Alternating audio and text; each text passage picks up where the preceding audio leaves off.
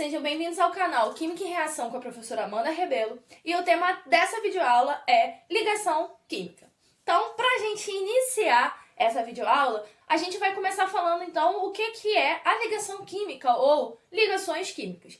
Bom, as ligações químicas são interações, que ocorrem entre os átomos para formar as substâncias. A gente já sabe o que é uma substância, a gente sabe que as substâncias elas podem ser simples ou compostas. Porém, todas as substâncias são formadas pela junção de átomos. E o que faz com que esses átomos se unam? O que faz com que esses átomos se juntem ali e formem aquela substância? É isso que a gente vai ver na nossa aula de hoje, tá? Os átomos, então, se unem para atingir a estabilização da camada de valência. A gente também já viu distribuição eletrônica e a gente já sabe como faz para analisar quantos elétrons aquele átomo tem na camada de valência, que é a última camada, tá? A camada mais distante do núcleo. A regra do octeto, então.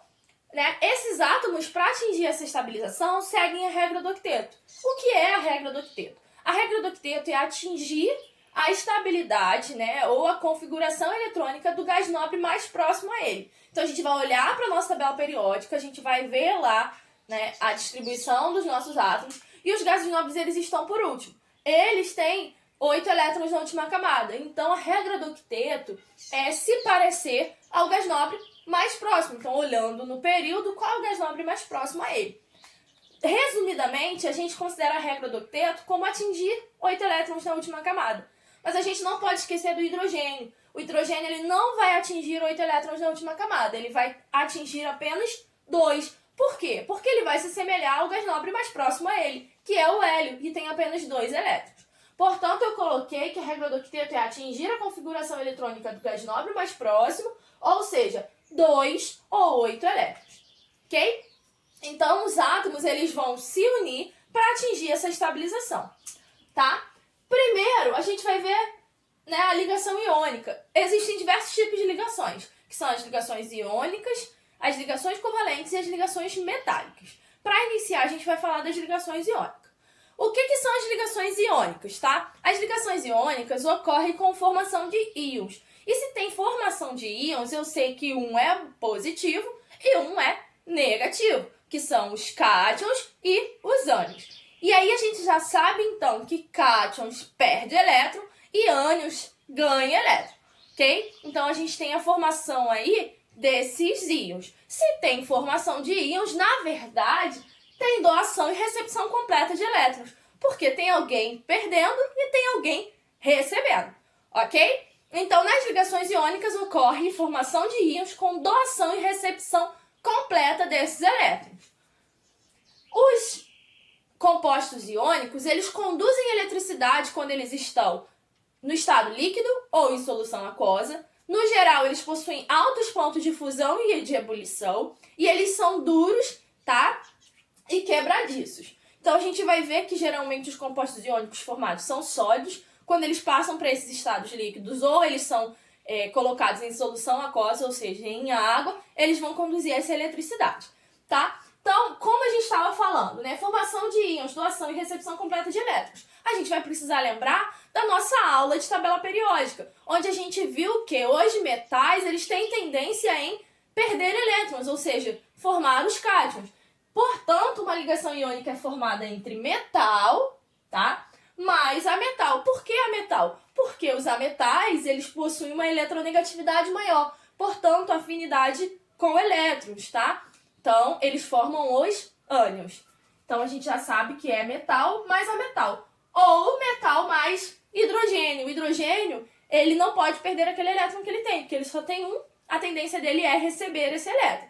Então, ele também funcionaria ali como um ânion recebendo aquele elétron aí do metal, ok?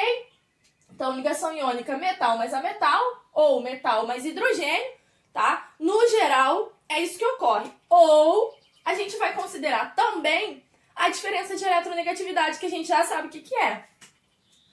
Quando a diferença de eletronegatividade for maior que 1,7, eu digo que a minha ligação é iônica. Portanto, os compostos iônicos são formados por elementos que possuem uma diferença de eletronegatividade muito grande, tá? Por isso tem a doação e recepção completa de elétrons, ok? Então, não se espantem se vocês encontrarem, né, compostos formados entre metal e ametal e não ser uma ligação iônica, por conta da diferença de eletronegatividade. Então, a gente também precisa analisar isso. Eu coloquei um exemplo entre o sódio, que é um metal, o Na, e o Cl, que é um ametal. O sódio ele tem apenas um elétron na última camada. A gente sabe pela distribuição eletrônica dele, tá? Então, o sódio, ele tem 11 de número atômico, e aí se a gente for fazer a distribuição eletrônica, ficaria 1s2, 2s2, 2p6, 3s1. Portanto, um elétron na última camada, tá? E o cloro,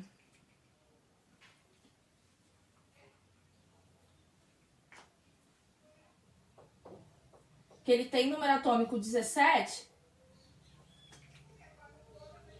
se a gente for fazer a distribuição eletrônica,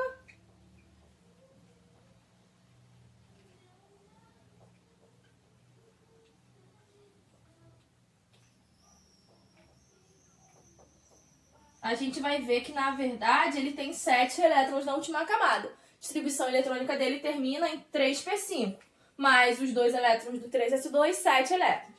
E aí eu distribuí esses 7 elétrons ao redor do cloro e esse 1 elétron ao redor do sódio.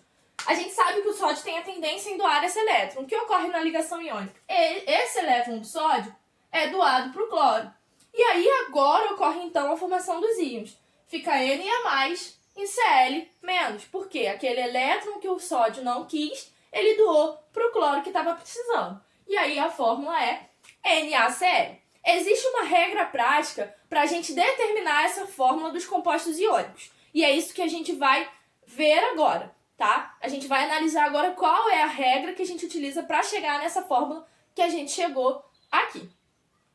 Então, a regra prática para a gente determinar a fórmula dos compostos iônicos, a gente vai pegar o seguinte: a gente tem o cátion, tá? Que tem uma carga X+, ok? Então, X representa a quantidade de elétrons, ou seja, é a valência.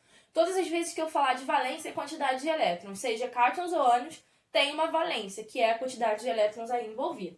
Aí o ânion, que é Y ou menos, então ele tem uma carga menos aí. E aí a valência deles, né? Tipo, a valência de um vai virar a quantidade de átomos do outro e a valência do outro a quantidade de átomos do outro. Então ficaria CYAX, ok? Exemplo disso. Eu tenho cálcio 2+, e o cloro menos, tá? O Cl menos. E aí a valência do cálcio passa a ser a quantidade de átomos do cloro. E a valência do cloro passa a ser a quantidade de átomos do cálcio. Então, Ca1Cl2, tá? Então, seria CaCl2, ok? Cloreto de cálcio. Agora, outro exemplo. Mg2+, e O2-. Percebam o seguinte, a valência do magnésio vai vir para cá e a valência do oxigênio vai vir para cá. Então, ficaria Mg2O2. Percebam que os dois são 2, então a gente pode simplificar. Então, ficaria MgO, óxido de magnésio, tá? Essas nomenclaturas a gente vai ver depois, quando a gente for ver tanto as funções inorgânicas, tá? Então, a gente vai ver a nomenclatura desses compostos. E agora a gente vai falar sobre as ligações covalentes.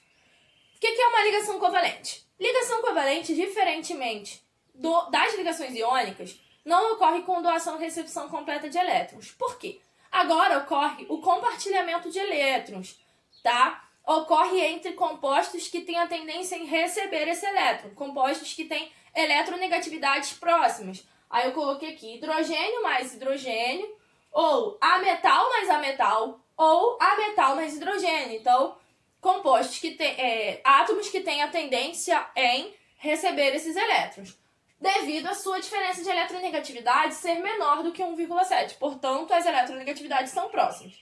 Então, não tem como alguém doar e alguém receber. Ambos querem receber, então há um compartilhamento de elétrons. E aí, a ligação pode ser polar ou apolar.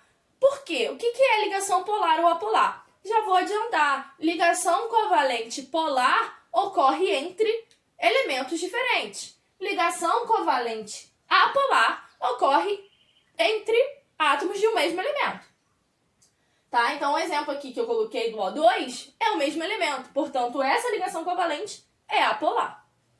Não conduzem eletricidade, então os compostos moleculares não conduzem eletricidade e eles possuem baixos pontos de fusão e de ebulição. Então, exemplo, na hora da gente descobrir a fórmula dos compostos moleculares, tá? Que são formados, né? Que a gente chama de molécula. Então, assim, quando a gente for ver ligação iônica, compostos iônicos. Quando a gente for ver ligação covalente, a gente chama de moléculas. Então, a gente não pode chamar um composto iônico de molécula. Tá? Molécula é todo composto que é formado por ligação covalente. Tá? Então, um composto molecular. E aí a gente pensa o seguinte. O2. Beleza, como que eu faço para chegar nessa fórmula?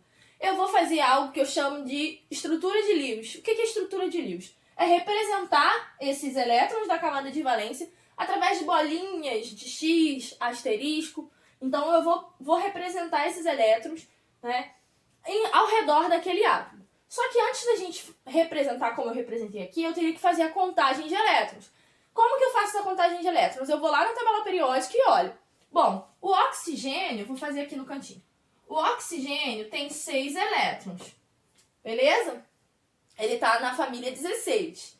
Só que eu tenho 2 átomos, né? Então, vezes 2. No total, eu teria 12 elétrons. Então, eu preciso distribuir 12 elétrons. Então, 6 ao redor desse oxigênio e 6 ao redor desse. Eu sei que para seguindo a regra do octeto, cada oxigênio precisa de 2 elétrons. Então, eles fazem um compartilhamento aqui de 2 pares de elétrons. Aí, vamos contar agora? 2, 4, 6, 8. 2, 4, 6, 8.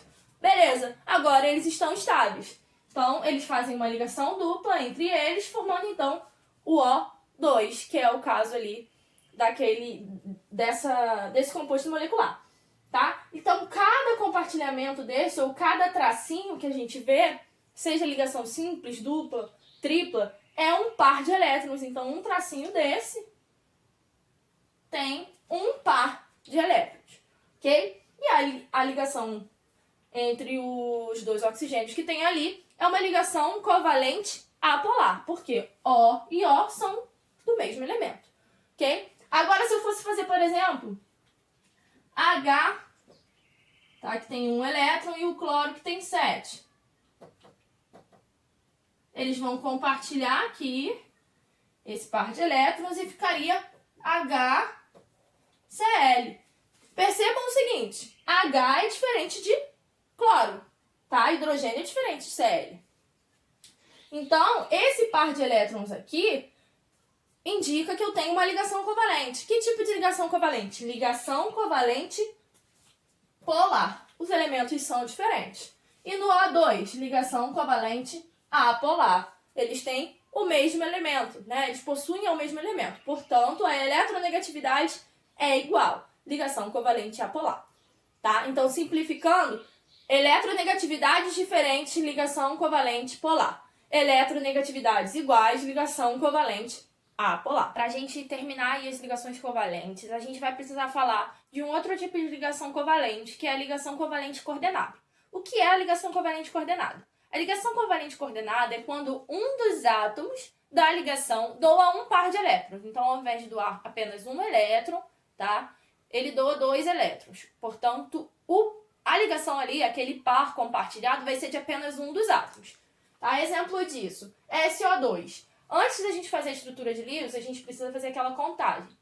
Então, enxofre 6 elétrons, oxigênio 6 elétrons, vezes 2, 12 elétrons, dando um total de 18 elétrons.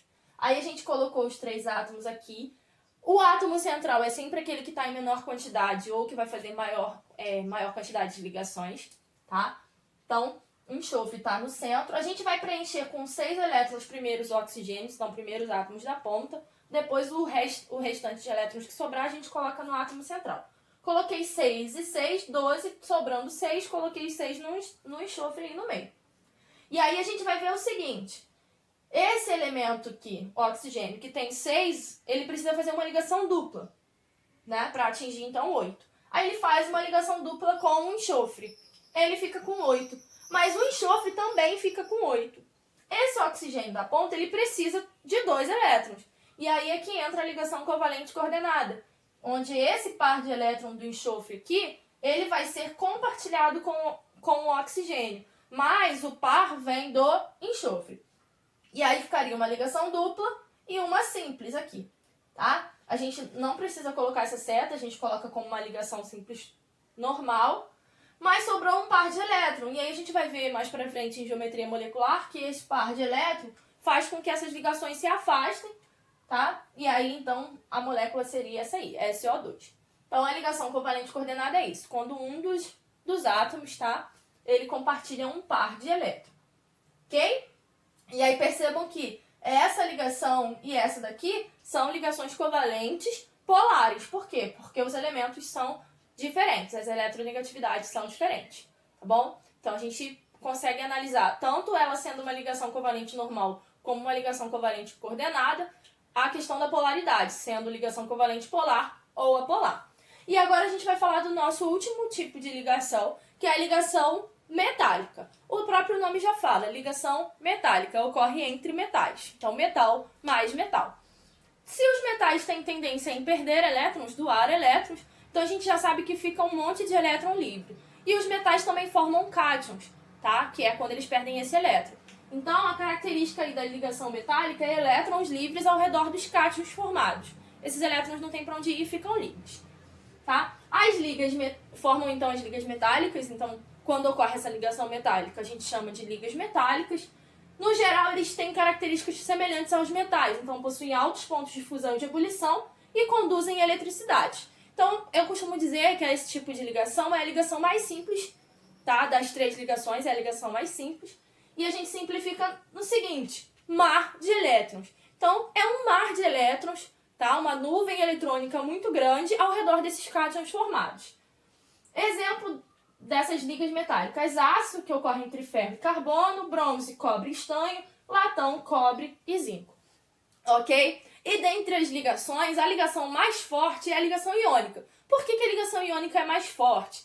Porque ela tem aqueles polos bem definidos, tá? Um é mais, um é menos, tá? Os íons são definidos. Um tá perdendo elétron e um tá ganhando elétron. Eles precisam fazer isso para que eles atinjam a estabilização. Então é algo bem fixo, bem forte a ligação entre eles. E a ligação mais fraca é a ligação covalente, porque há um compartilhamento de elétrons, tá? Ambos precisam, mas aí eles ficam ali compartilhando. Então, dentre as ligações, é a ligação mais fraca. Então, se você for pensar em força entre as ligações interatômicas, a gente pode dizer que a ligação iônica é mais forte e a ligação covalente é a ligação mais fraca. Essa é a nossa videoaula de ligações químicas. Espero que vocês tenham gostado. Qualquer dúvida é só deixar no comentário. Não esquece de curtir o vídeo, compartilhar, se inscrever no canal e até a próxima aula, então.